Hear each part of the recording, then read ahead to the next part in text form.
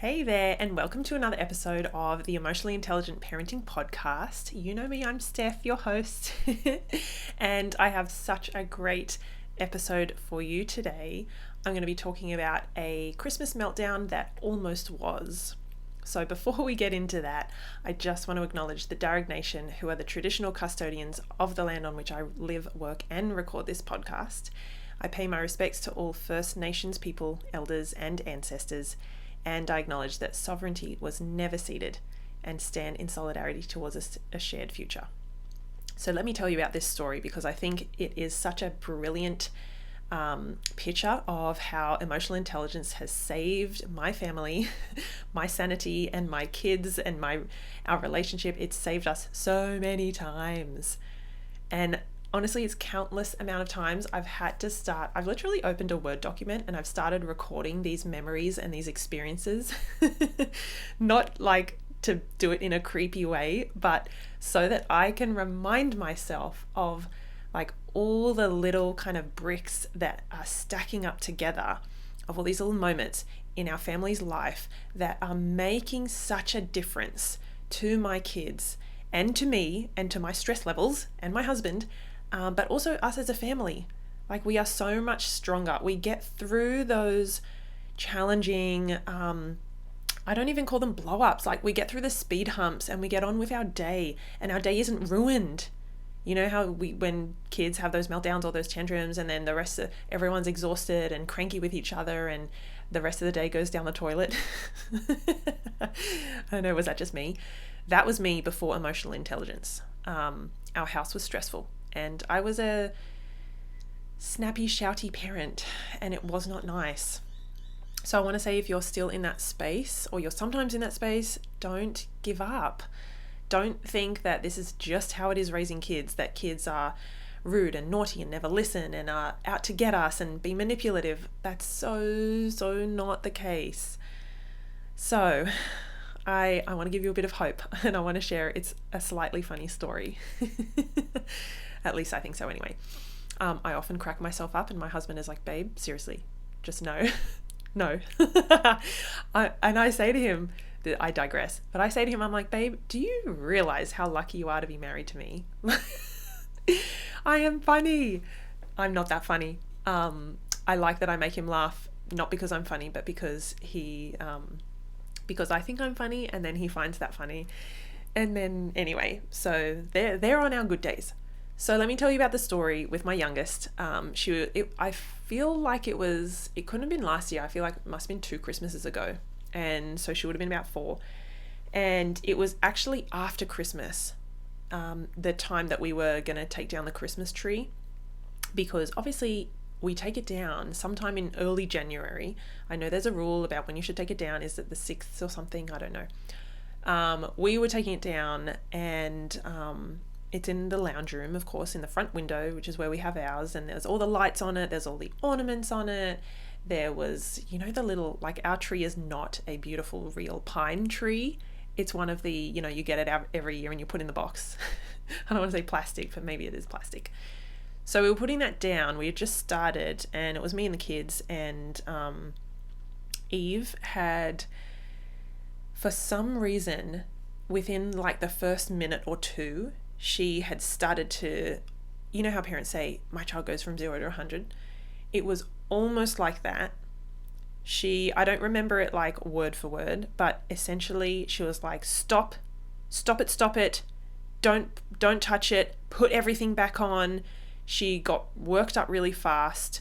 She was beginning to get really upset, like beyond irritated, agitated kind of thing, frustrated. She was getting mad.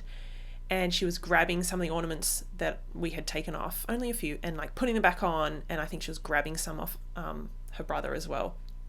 And so luckily, because I'm always talking about emotional intelligence, I'm reading about it, I'm writing about it and speaking, it's most of the time it's on the front of my mind, unless I've had a really shocking day or, that kind of thing, and I'm not my best self. So pretty quickly I was like, whoa, okay, pause, like, hold it.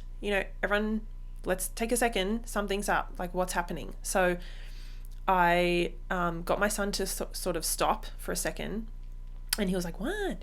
And I was like, hang on, Eve's upset, something's wrong. We need to work this out. What's up? Basically. So I asked Eve, what's up? And when kids are emotional, they're not in that place where they can logically and rationally express themselves and why they're feeling that way. So it took a little while. Like, I think I probably said, come on my lap, like, hang on, let's just take a breather, something's up. And just that I sort of paused and listened to her and, gave her the time to kind of calm down. And I didn't keep going with taking the ornaments. And I didn't say, you're being silly, like, we take it down. It's, you're being ridiculous.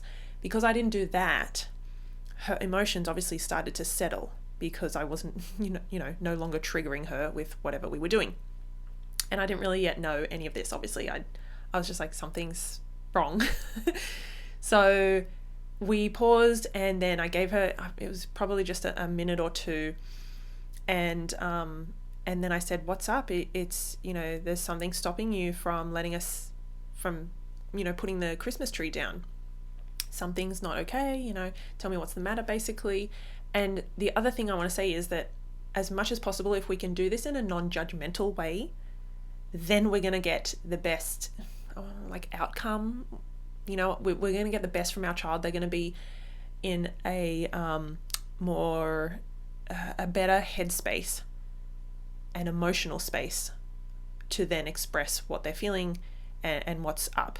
If I had said, like, why are you being so ridiculous? Or like, what's wrong with you? You're being so stupid. What's your problem? Like, guess how that would have gone down? That would have pushed her further into a stress response. She would have even more thought, this is not okay. I'm really mad. I'm angry. You don't get it. You're not listening. Why do I even bother? That whole, we've all been there. So I asked her, and she said she didn't want us to put the Christmas tree down. And I was like, okay, I kind of got that. And she came out with something like, I love Christmas. I want to keep the tree up. I don't want you to put it down. And so I was like, ooh, we have a problem.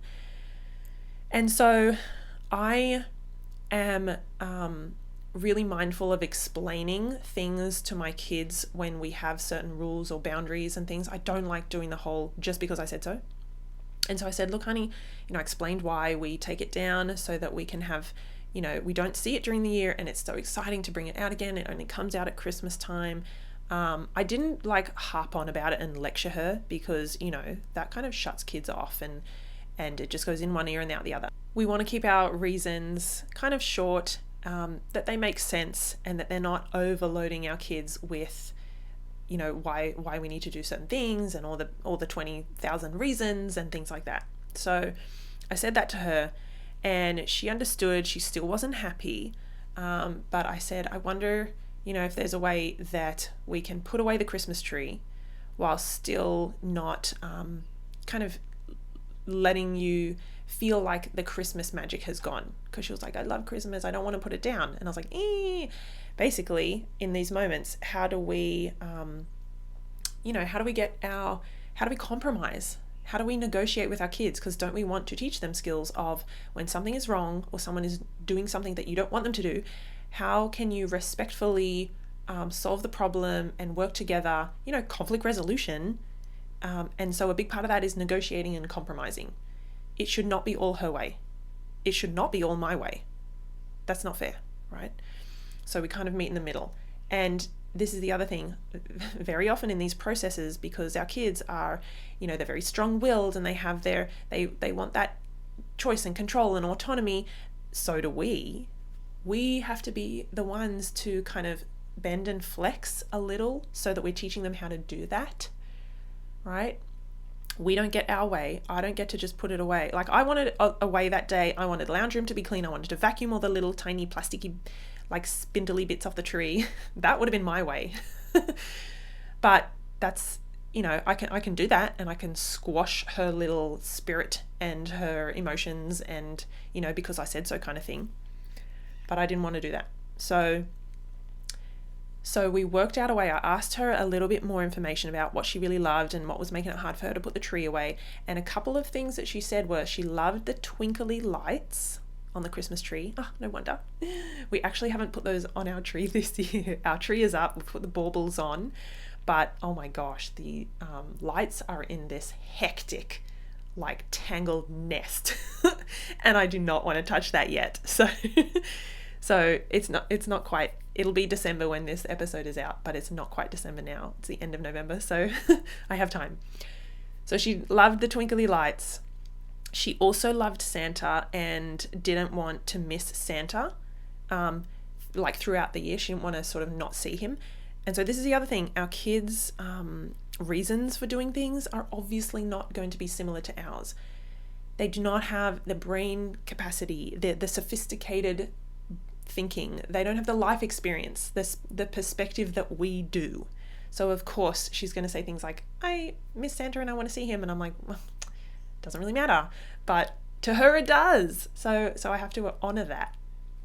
So it was the twinkly lights. She didn't want to miss Santa, and she loved the cute decorations. I think there were like 3 things. So I thought, great, this is where we can compromise and negotiate. And this is where we can come up together with some solutions that will honor her challenges or the problems she's having, and kind of bring some solutions to those so that she gets basically part of her way. But then honor mine as well, that we wanted to put the tree away and to clean up and, January kind of thing. So we did come up with a few solutions, and here is what they were. She asked if she could take the twinkly Christmas lights and have them in her room. And I was like, sure, that's easy. Go for it. And she also asked if she could take some of the Christmas decorations into her room. And so there we had a mini discussion within the discussion about how many and what was okay, because I didn't want the whole giant bag of Christmas decorations to be in her room. So we talked about that, and again we came to a compromise and something she was happy with. I think it was like 2 reindeers and 1 other thing. It wasn't even that much. And the third thing, she said, well, I'm going to miss Santa. And so I came up with the idea. I suggested, hey, why don't you take the photo that's on the kind of table, on the side table, the photo of you and your brother on Santa's lap. I think it was his lap at that time, or was it COVID and they were sitting next to him? And put that in your room as well, on your little shelf. So voila. Like, this is the way that we can work through challenging moments, potential meltdowns or arguments with our kids without falling into this, or getting swept into, I should say, a power struggle and a cyclone of yelling and don't you dare talk to me like that and what I say goes and but you're being so mean. Like, we can avoid all of that stuff. We literally can avoid those arguments and those big explosive moments if we can get to the place where we as adults dial up our emotional intelligence and we are coming from the space of, there's a problem, we can work through it together. Let's put our ideas out on the table. Like, we can get through this as a team. It does not have to be me versus you and I get my way or you get your way and then we all melt into an afternoon of chaos.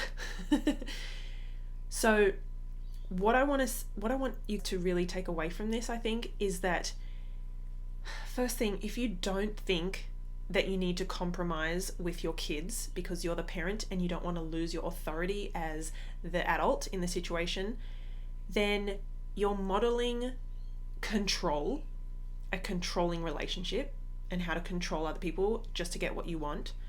You're modeling inflexibility, like inflexible thinking, inflexible behavior. You're modeling this unilateral authority of what I say goes because I'm the adult, and the respect is, the whole respect your elders, kids don't get a say or have a voice. You're modeling dismissing other people's needs in a situation or in an interaction, and it's kind of modeling that uncaring, not respectful way to be in a relationship with other people. So just reflect, and this is me too, by the way, that sometimes when we don't want to compromise with our kids, when we feel like we have the best idea and we know it all because we've been alive 20 something years longer than them, whatever it is, then we're modeling a lot of really unhealthy behaviors. And then we wonder why our kids, maybe siblings, will argue and fight and call each other names and just like dig their heels in.